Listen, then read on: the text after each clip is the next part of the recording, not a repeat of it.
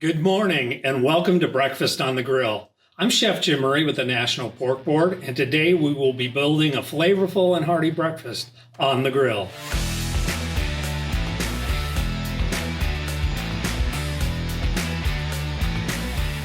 Welcome to my cast iron fortress. This is just a small collection of some of the cast iron pots, pans, griddles that I've accumulated over the years. And I just wanted to go through and talk a little bit about what is cast iron and why does it work so good on grills. First of all, obviously, as you can see by most of the color or some of the time aging, it doesn't really matter if it's over a fire. It's black. You're going to be able to wipe it off, re-season it. And by seasoning it, I mean taking a small amount of oil after it's been cleaned and rubbing it down. I don't recommend using soap. I just simply use hot water. Sometimes if it's stuck to it a little bit more than usual, what I will use is a little bit of kosher salt, a coarse style salt. Just put a little bit of salt in there and some water and a scrub brush and go to town. And then, like I said, simply oil it, put it on either a burner or back on the grill for a few minutes, and it will heat that up and season it, because this particular surface is porous, so it's breathing, and actually it's good for you because it actually releases small little particles of iron into your diet. So if all you did was cook on these every single day of your life, you might live a little bit longer. This particular series of pots and griddles over here are well over 100 years old. They were all my grandmother's, and this particular one here is an egg pan that every morning she got up and had 2 eggs in that were fried in bacon fat, which she kept at room temperature on top of her stove. And this was her little egg skillet, cast iron with a wooden handle. Now, the wooden handle couldn't go inside of a grill, but you certainly could work off of the side of a grill with this particular pan, and it would be perfectly fine. This is an old Dutch oven that she had. It's actually, from the looks of it, to be cast aluminum and not cast iron. These black pans here, here, and here, those are all cast iron. This is cast aluminum. Both of them transfer heat. Both of them work in similar ways. The nice thing is that this particular pot here weighs, I would say, somewhere in the range of 3 pounds. This particular lid right here probably weighs 10 pounds by itself. So it's just really a matter. This particular old skillet, this baby is well over 100 and probably 20 years old. I was saying living a long life. My grandmother lived to be 94 years old. My mom is 92 years old and still perfectly fine. Now, as we move across, we'll just see some different shapes and sizes. You have little square ones for hash browns, those sorts of things. This could be a little skillet to do a single portion of something on your grill. Here's an example. You'll see the number 7 on this particular one. A lot of cast iron manufacturers labeled theirs. This one says 7 7 inches, but that one's not 7 inches because they're two totally different. They're both 7s, but different manufacturers. This pan here is a little bit unusual. It's, I think it's the Danes that call it Everskever pan. And basically what they cook in there is a batter similar to like a pancake. And you simply put the batter into these cups. And once it's set, you turn them over and it cooks you like a little small ball. Now, the Japanese have a similar dish where they take a batter with nori, which is seaweed, and they deposit it into these particular types of pans, which are over fire, and they drop octopus, a little piece of cooked octopus into each one. The only big difference between them and the Danes is the fact that the Japanese like to eat theirs a little bit molten on the inside. So if you're not a big fan of molten, fishy tasting pancake batter with a chunk of octopus, you might want to give that one a little bit of time. Now, as we move down into the big boy collection or big girl collection, we have some different styles. This particular roasting pan here is great for roasting, but you can also reverse this lid, and now you can use this as a griddle. You can make sausages in here. You could do your smashed burgers in this particular style of pan. Incredible for holding heat. Weighs about 45 pounds altogether. But the nice thing about it is that if you built a stew or a gumbo or jambalaya in this particular type of skillet and put it out on a buffet or put it up over the top of some sternos on your buffet, just take a couple of small little bricks and put a sterno underneath and use these as your holding pans. You're not going to scorch anything because it's about 1/4 of an inch thick. Last but certainly not least, we have a couple of examples down here of raised style Dutch ovens, both cast. The bottom one's cast aluminum. The top one is cast iron.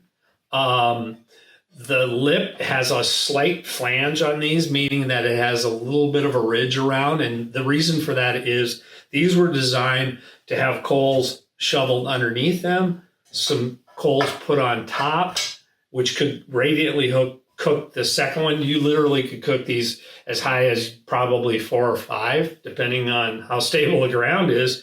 But and then they would just layer in with briquettes, or in the case of the cowboy cooks, they would have used live coals and just simply shoveled those in. And then the way that they move the lids around is the way that they radiate heat inside of here. So if they were doing something like a cobbler or biscuits, something along those lines, they would constantly be moving these around. They might be pulling them on or off the fire. Maybe they add a couple of extra coals. But that in itself is the cast iron Dutch oven. Now you will see ones with legs that have, they're maybe 3 to I would say up to 12 inches long on some of the big ones. Some of those are from Africa. You also will see them in early American. And what those were used for was cooking in the hearth. They would build a fire, rake out the coals, and then they would put these particular raised pots in there and do all of their cooking of stews and broths and soups and those sorts of things. Before we head to the grill, we're going to prep some of our ingredients for our breakfast on the grill this morning. We're going to start out with slicing up some smoked pork sausage.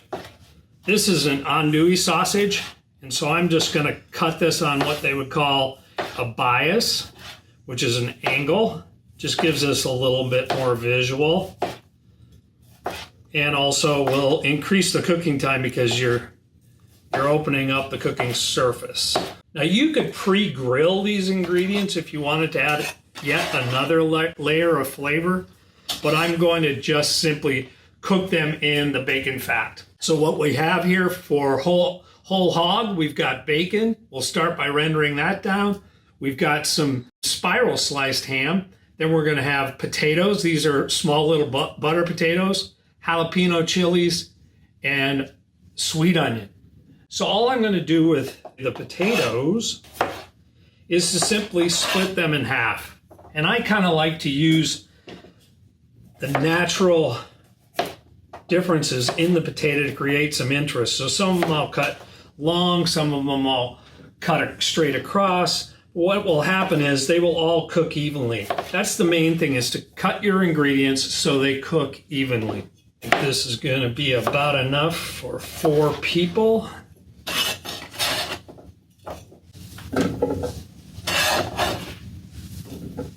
Our next task will simply be to chop an onion. And I want this approximately the same size as those potatoes. So it's going to be bigger chunks. It's going to be a nice hearty dish. And last but certainly not least, bring the heat. We've got multicolored jalapeno chilies. What I'm going to do with these is I'm going to knock off the stem portion because that's totally inedible.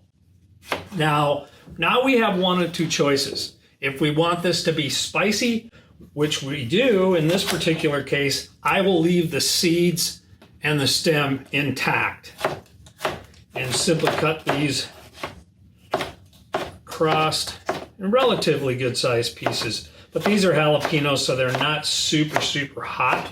And as they go to yellow and ultimately red, they will get even milder. See, there's virtually no seed pods in these or stems, so it shouldn't give you very much intense heat without those pods.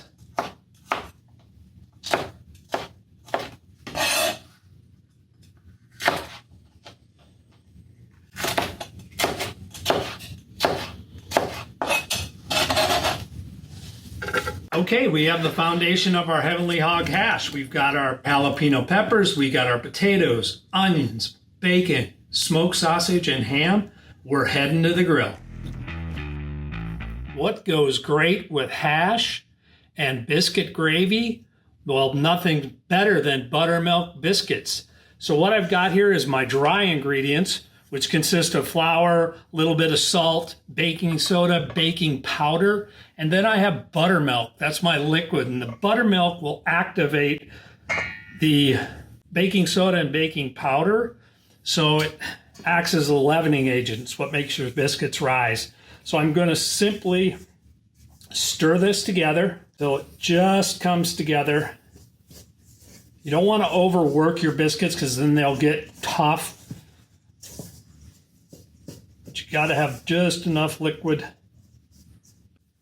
Now that the dough has just came together, we're going to go over here, take our cast iron skillet that we'll be baking these in, and to keep them from sticking, what's better than a little bit of bacon fat? And I like to just use a dipper because they're going to form out into their own natural shape. It's kind of a drop style of biscuit. And these will approximately double in size. Continue with the dipping. It's going to make a nice hearty batch of biscuits going on here. And squeeze one more out. Like I said, these will come together in the oven, or actually in our case, the grill. In my other Dutch oven, I have some browned off hot pork sausage. And you can see the fat has rendered out in there. And what I'm doing is I'm simply going to add equal amount of flour as I have to the oil, and simply going to stir those together. This doesn't look too exotic, but it has an exotic name. You've just created what the French call a roux. Roux is equal parts flour and some form of oil. In this case, it's pork fat, or it could be bacon fat. It could be lard. Any array of pork fats will work. And if you're in a pinch, you could probably use olive oil, but that's only in a pinch. So what I'm doing here is I'm slightly cooking the roux because I don't want that raw flour flavor in our gravy. So I'll let that cook just a minute or two. Hash is coming along fine. And I'm going to give this a hearty amount of fresh cracked pepper because it's called sawmill peppered gravy. So I got to add the pepper. Bring in the heat.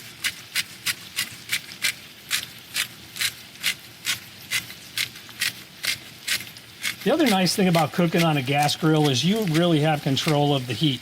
So you can back off the temperatures. What I have here is I have it very hot over here, medium high heat here, low to no heat here. So when we get ready to simmer this gravy, we'll simply push it off to this side and let it coast.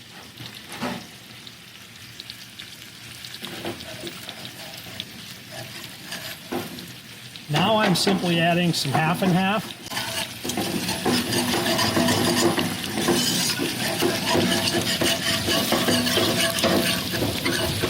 And see, it's already started to thicken.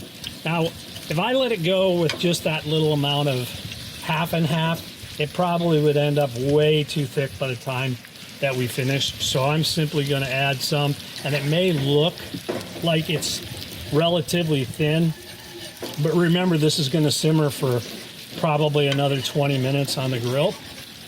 And if you needed to, you could always thin it out if it did get too thick with some additional half and half and or milk. Even a little bit of broth would be fine.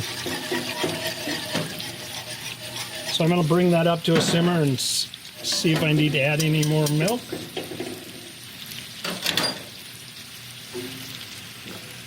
I'll reduce the heat a little bit and go ahead and close this up and let this hash start working. Now I'm just simply going to crack some whole eggs right on top of our hash. Now at this particular stage, you could actually whip these eggs up with a little bit of milk and some seasoning, pour it over and create an egg bake out of the hash. Or in our case, we're just going to have some nice sunny side up eggs. So like 2 extra large eggs per person. We're figuring this for 4 people.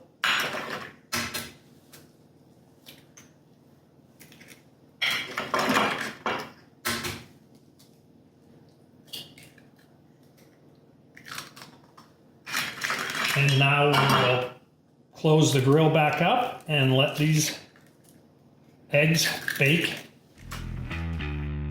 Everything is ready. We've got our hash with eggs on top. I'm going to gild the lily here on the biscuits with a little bit of extra bacon fat because you can't have enough bacon fat. We've got our sausage gravy. Now we'll put it all together and meat it inside. Let's recap our brunch / mega breakfast that we're having this morning. We started out with whole hog hash with some eggs on top. We'll just scoop some of that up and put it on our jumbo size platter here. Then we've got our buttermilk biscuits gilded with a little bit of bacon fat. And if we want, we can just split that slightly off to the side there and finish it up with sawmill peppered sausage gravy.